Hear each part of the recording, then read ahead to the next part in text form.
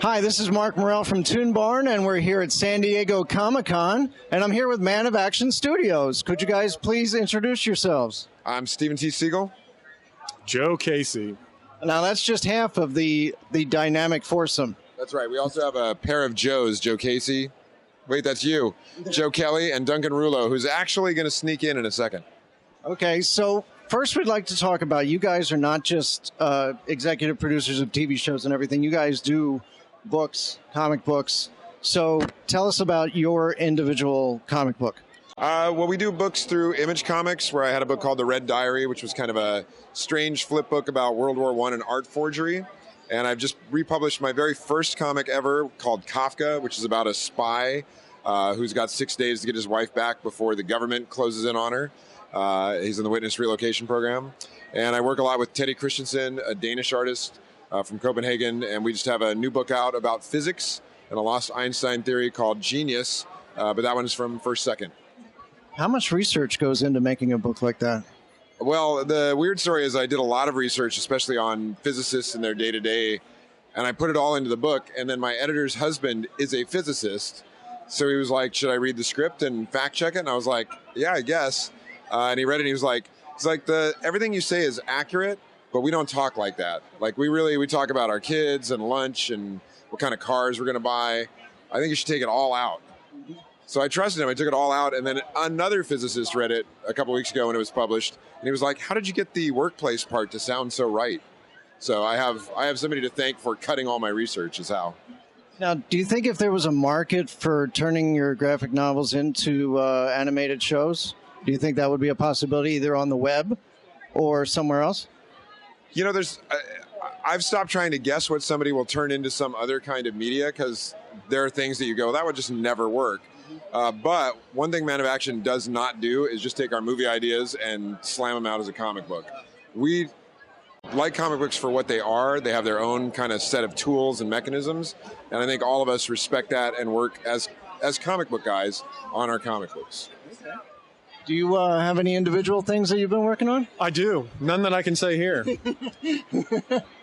Okay. I know my audience. I like to counter-program myself. I do Ben 10 and Ultimate Spider-Man and Avengers in TV. Right. And in my comic book work, I do the most depraved adult material that I can possibly get away with. Okay, so on the TV shows, which direction are we taking the characters on Avengers Assemble into? It's more in line with the movie, focusing on the characters' interactions and how the team gets along and how they work together. There's an overarching villain plot that we don't want to say too much about, but if you're watching the show right now, every episode or two, we're introducing a new villain for the Avengers, and it's all part of a bigger plan. Ultimate Spider-Man, we're getting into the last part of season 2, where all of the Spidey, Norman Osborn / Green Goblin, Doc Ock stuff is going to come to a head. A lot of those personal dynamics, those relationships are going to be turned on their head. Some interesting developments are going to happen. It's good stuff. Okay. And there's actually big news on that front. Everybody knows that Guardians of the Galaxy is one of Marvel's upcoming feature films. And it was announced 2 days ago here that we also have Guardians of the Galaxy showing up in Ultimate Spider-Man. Oh, awesome. See a really cool take on them very soon. All right, we can't wait for that. Yeah. How soon are we talking about? You know, the problem is we're always a year ahead, so I can never remember where we are or when it's coming up. 4 weeks from now, maybe? Yeah, it's like a month or something at most. Soon. All right, soon. Good. The words "I am Groot" will become very popular again. Now, is it true that you guys don't actually work in the same office together at the same time?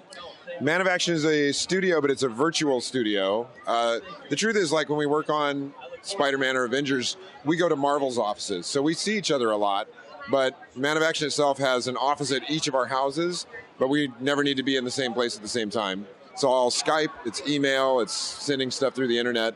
That's business in this century. Do you think that is a need in this day and age, in this collaborative world that we live in? Oh, absolutely. Our new show, Seven Seas, is a French-Korean co-production, so those guys aren't in the same office. And then we created it, and we're overseeing the stories. We're in America. So I think business is migrating more and more toward global efforts, and you've got to figure out how to adapt to that instead of going, I need everybody in the same room. It doesn't work that way. So do you guys think you're on the cutting edge as far as the new technologies for doing that collaboration? I can't even answer that because Joe still got an AOL email address. Oh, so wow. Okay. you know what? hey, I just got a smartphone though. All right. Good You for know who's got to tell you about cutting edge is Duncan Rouleau, man of action. Okay. Hi, Duncan. Hey, how are you? How you doing? Good. So what are we talking about? Technology? We were Cutting talking edge? about the use of technology for you guys to be able to collaborate since you work in different offices. Oh, absolutely. I mean, a lot of the technology that we use, like the video conferencing and Dropbox, all of that kind of storage stuff is just commonplace now. We also use our tech guru, a guy, there's a good pal of ours who works for Apple, and he has informed us that nothing is for real in the digital world unless it is backed up in 3 different locations. So things like having all of our files and everything stored in Minnesota at a data bank off-site, and then we have 2 other ones. So things like that, or where we weren't even thinking about it, we now added into our virtual office in a way that was very new for all of us. Myself, I use an awful lot of new programs. I'm constantly using any new programs that come in. I have a few friends who also write an awful lot of animation software themselves. And so I've been using and playing an awful lot with that. So it's incredibly important to stay on top of all of that stuff. Well, I'm appreciative that you're doing that. Do you have any books of these out on here that you've done yourself? Yes. Which ones? Well, The Great Unknown, I'm presently finishing up the 4th issue of that.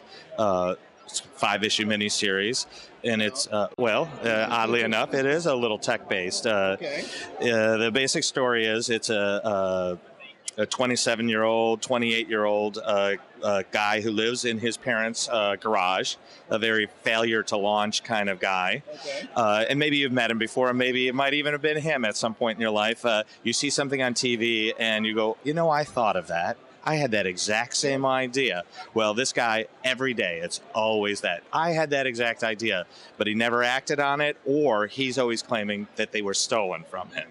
Then one day, an old TA of his from university comes in and gives him a card and says, in fact, all your ideas have been stolen from you. And this, follow this card. I now wipe my hands clean of this, and leaves. And then goes on a little bit of a slacker odyssey trying to find his way. And I think the oeuvre of the story has a lot to do with personal identity in this day and age of the digital world, and how you identify yourself, how you define yourself. And also what's the difference between idea and action, but also where is where is your idea somebody else's idea also? So it takes in a little bit of Napster in there and a couple other things. It takes some of that stuff on it head on. So I used to use Napster back in the free days. yes, in the free days. Well, one person's free is another person's not free. So I have to close up here by asking for the fans, because there's a lot of fans of Ben 10 Sure. on ToonBarn. We're the biggest. We want to know, is there more Ben 10 stuff coming or not? There's a lot more Ben 10 stuff coming. But everybody at this con has been saying, are you changing it again? What are you changing it into? And we'll just let you know, Omniverse is here for a while longer. Okay. A while longer. There's, I think, 52 more episodes still on the way. So buckle up. Charlotte and Matt and everybody who works on the show, they've got a lot of great plans. You're going to see a lot more stuff. Ben and Rook are not done. Young Ben, not done. New heroes, old heroes, a lot more to come. We'll probably get some video games along the way, too? I'd say that's a very safe bet. Okay. Oh, yeah, there isn't a Ben 10 Omniverse video game on the way. And Joel Silver right now also has the rights to the live action. So no promises there, but it is in development. So. In development for a live action Ben 10. Yes. All right. Big, high-budget feature. So, yes. Very nice. Yep. Could be fun. Yeah. Did you hear that? You hear that, ToonBarn fans? More Ben 10 coming.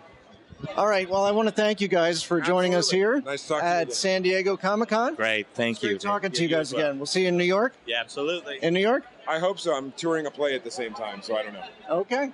All right. Thank you. This is Marc Morrell from ToonBarn at San Diego ComicCon. Goodbye. Bye.